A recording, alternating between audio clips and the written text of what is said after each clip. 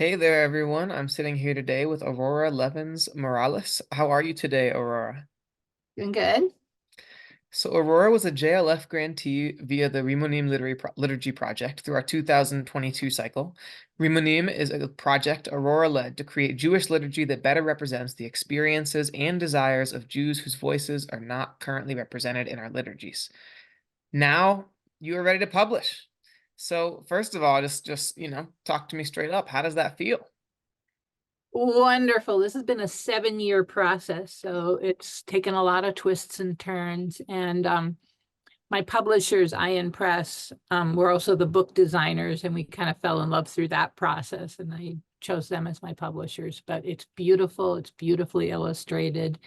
A lot of people have been waiting for it for a long time. So I'm really glad that it's in the last stages of moving toward being a physical book.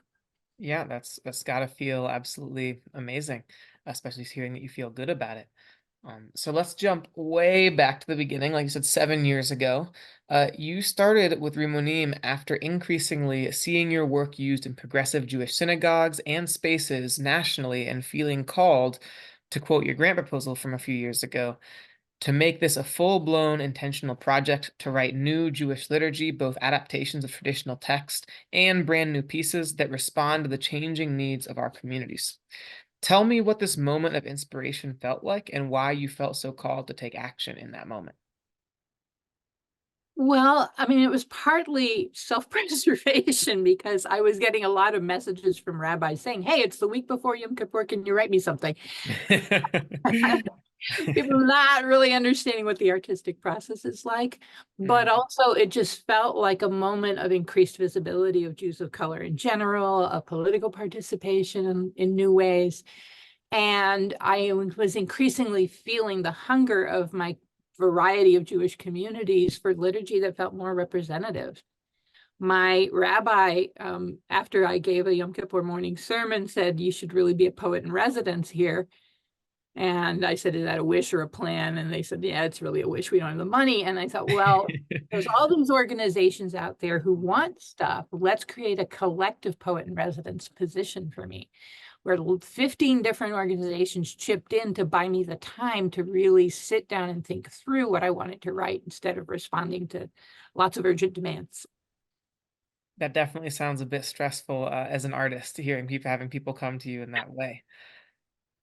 So, what does it mean in practice to create a liturgy rooted in diasporic Jewish cultures that fully integrate Jews of color, Mizrahi, and Sephardic Jews? Like I hear, it's easy for me to like imagine that, but what does it mean in practice, and what could it mean for the Jewish community and our progressive movement? Well, first of all, I have to say that I can't claim to have fully integrated all the global Jewish cultures that exist. My work tries to decenter the white Ashkenazi experience that is dominant for us here in the US and in other places. Um, what it means is to reconnect with our actual history, with our actual range of identities, and weave that into particular pieces. For example, I did a collaborative Sukkot celebration with Tzedek Chicago and Shy Nations Youth Council, Indigenous Land Reclamation Project in Chicago.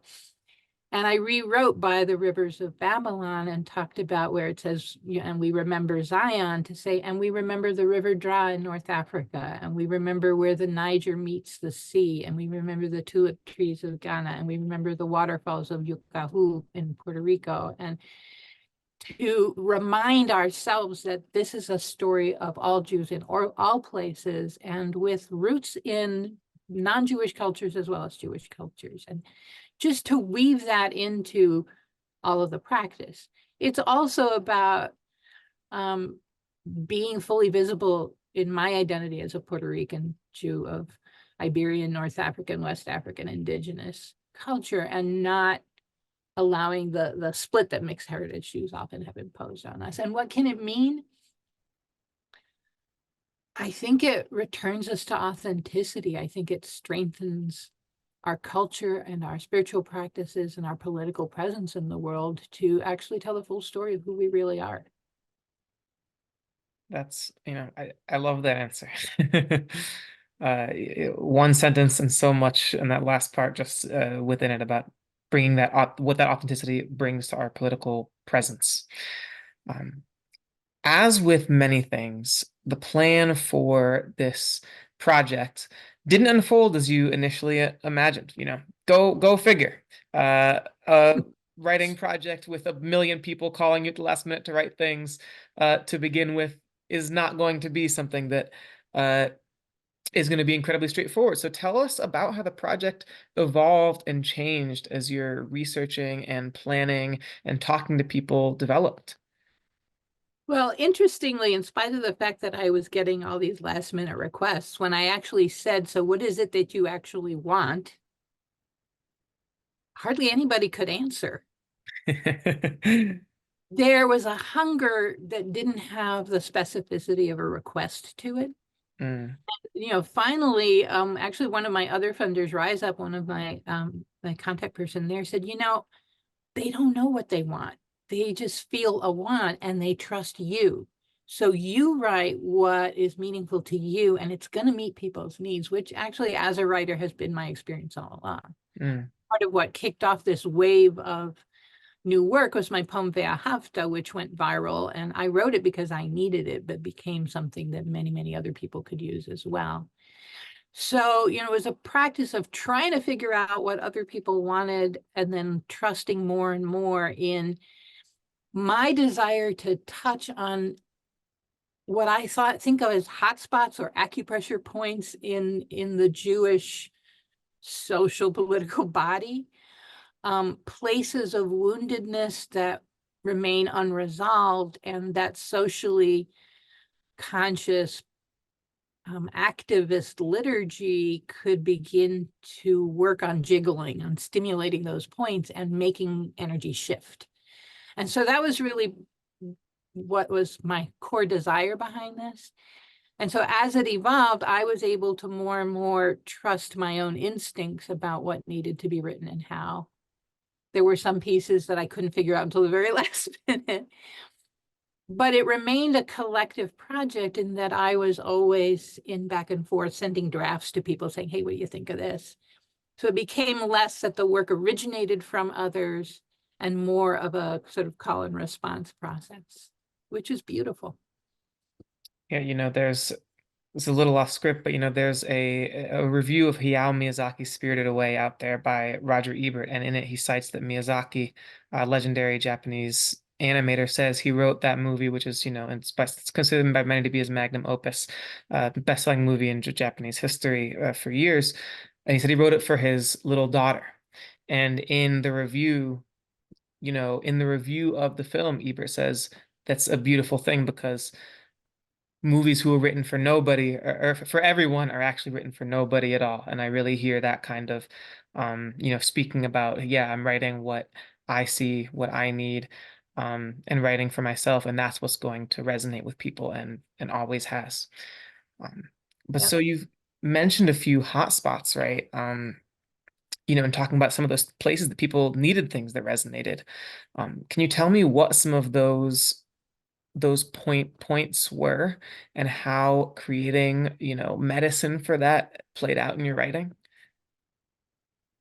Yeah. I mean, not all of them are covered in the most direct, explicit way, but for example, the dominant narrative of Jewish identity is one of a permanent victimization. And there isn't enough telling of periods of joy, periods of peace, periods of coexistence. The ways in which, for example, the Holocaust gets both too much and too little attention. There's a way that it's fetishized and memorialized, and there's monuments, and there's a lot of sort of public pseudo tellings and authentic tellings, but there's not been a collective healing process really to dig at the roots. You can commemorate a bad event without digging for its roots, without really understanding what are the origins of genocide, what are the origins of anti-Semitism, how did it play out, and how can non-Jews really commit to ending anti-Semitism, which is the healing that's required here. And so challenging the permanent victim story is also calling for a certain kind of alliance from the world that hasn't really existed. and I think perpetuates that the Holocaust was a uniquely horrible human experience. When there have been many horrible human experiences, and somebody with indigenous heritage, I am the inheritor of many genocides. Sure. So that's one. I think there's a kind of numbing that happened as a result of ongoing exiles to the fact that we're living in the United States on land that belonged to other people. We're settlers here. And so how do we come to terms with that as people who were repeatedly robbed of land, repeatedly moved around? How do we come to terms with the fact that we're living on land that other people were robbed of? Many times I will hear US Jews say, well, my folks came over from Eastern Europe after slavery ended, so it's really not about us and slavery. Well, my ancestors worked in garment factories, and those fabrics were Southern cotton, and it was made by children and grandchildren of enslaved people and working as sharecroppers under extremely extractive conditions. Of course, we inherit all of that. So how do we become fully present to that? It's going to make us more whole as human beings and more able to face the complexities of our lives in the US as Jews. So those are just a couple of examples. Yeah. Thank you. Thank you for that. Um, you know, as far as complicated and pain points go, as we give this interview, war in Gaza continues with over 30,000 Palestinians dead, many more wounded and hungry due to the Israeli military's response to the initial Hamas attacks, in which over 1,000 Israelis were killed and 250 taken hostage. I think so many of these hot spots are related to some of this violence we've seen unfold. Um, is there anything that you hope to offer for people grieving for this massive loss of life? Well, I guess I want to say first that while the immediate trigger for the current slaughter that's going on in Palestine, where the event that was October 7th, state violence against Palestinians was going on for my whole lifetime. It's an ongoing issue that is deeply interwoven with how do we think of ourselves as Jews, how do we define belonging and safety? All of those are deeply spiritual, psychological, political questions.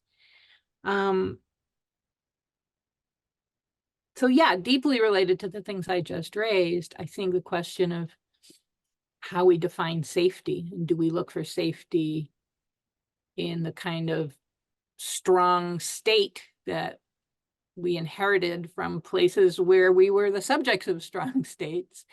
Do we seek it in a deeper and more universal solidarity with other humans?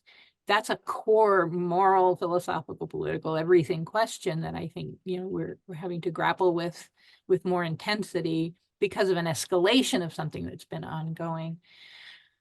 I think there's grief. I think there's rage. I think there's confusion. I think there's despair and hopelessness. That's kind of where I specialize, is in holding out the hope that comes from facing complexity.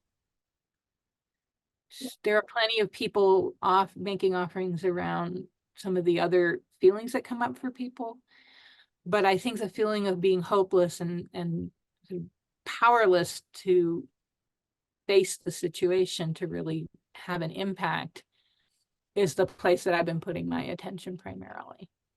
And so I wrote the poem Summons about 10 days after October 7th, partly dealing with my own anguish, to say, well, what's a vision of possibility here? What's something that we could imagine? If we could do what we really wanted to do, what would that look like? And that's generally a lot of what I do in my writing, is to try to expand our imagination about what's possible, because in moments like this, our sense of possibility gets really severely constricted. Mm. Yeah, and if anyone does want to hear that poem Summons, is going to play as soon as we end this interview, so please feel free to stay on. Um, but Uh, just before we go, if anyone does feel like, they're looking for some liturgy that will help them face complexity, and keep some hope and keep their mind expanded to a sense of possibility in a time where things may not necessarily, where that might not be easy for them to hold, uh, and wants to engage with Rimonim by pre-ordering the text, where might that be? Where might they do that? How can they order it? Where can they find it? Yeah, it can be pre-ordered directly through IN Press. So you can just Google INAYIN and my name, and it'll pop up with the pre-order form. Amazing. And we will also have that in the link to this video. So I did want to also highlight that the book includes art primarily by Jews of color from many, many different backgrounds. It's richly illustrated, and that's part of what makes it a collective project. The song that you're going to hear my poem was put to music by Soraya Santiago, who's a Puerto Rican singer-songwriter. So there are many people whose work contributed to this final product. amazing. Well, that's Aurora Levins Morales from Rimonim Liturgy Project. Thank you so much for your time, Aurora, and stay online to hear summons.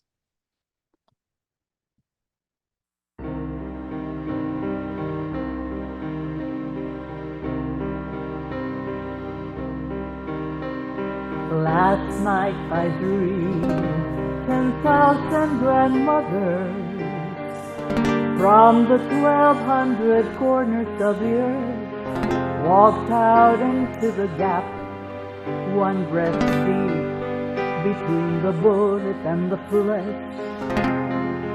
between the bomb and the family. They told me we cannot wait for government.